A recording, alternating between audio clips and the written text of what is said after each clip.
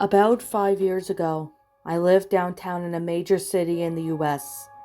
I've always been a night person, so I would often find myself bored after my roommate, who is decidedly not a night person, went to sleep. To pass the time, I used to go for long walks and spend the time thinking. I spent 4 years like that, walking alone at night, and never once had a reason to feel afraid. I always used to joke with my roommate that even did the drug dealers and the city were polite. But all of that changed in just a few minutes after one evening. It was a Wednesday, somewhere in between 1 and 2 in the morning. I was walking near a police patrolled park, quite a few ways from my apartment. It was a quiet night, even though for a weeknight, with very little traffic, almost no one on foot. The park was almost nights was completely empty. I turned down a short side street in order to keep the loop back to my apartment when I first noticed him. At the far end of the street, on my side, was a silhouette of a man dancing. It was a strange dance, similar to a waltz, but it finished with each box an odd forward stride. I guess you could say he was dance walking, headed straight for me. Deciding he was probably drunk, I stepped as close as I could to the road to give him some majority of the sidewalk to pass me. But the closer he got, the more I realized how gracefully he was moving. He was moving very tall and lanky, and wearing an old suit. He danced closer still, until I could make out his face. His eyes were opened, wide and wild, head tilted back slightly, looking off at the sky. His mouth was formed in a painfully wide cartoon-like of smile. Between the eyes and the smile, I decided to cross the street before he danced any closer. I took off my eyes off of him to cross the empty street. As I reached the other side, I glanced back, and then stopped dead in my tracks.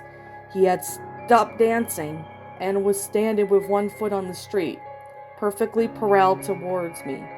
And he was facing me, but still looking skyward, smile still wide on his lips.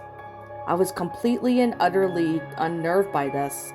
I started walking again, but kept my eyes on the man. He didn't move. Once I had put about half a block between us, I turned away from him for a moment to watch the sidewalk in front of me. The street and the sidewalk ahead of me were completely empty.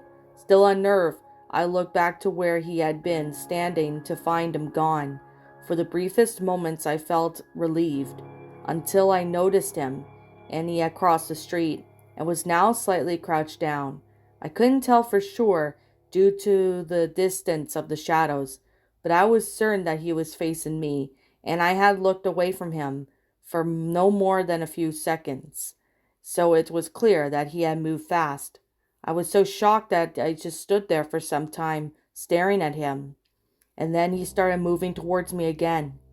He took a giant, excoriated, tiptoed steps, as if he were a cartoon character sneaking up on someone, except he was moving very, very quickly.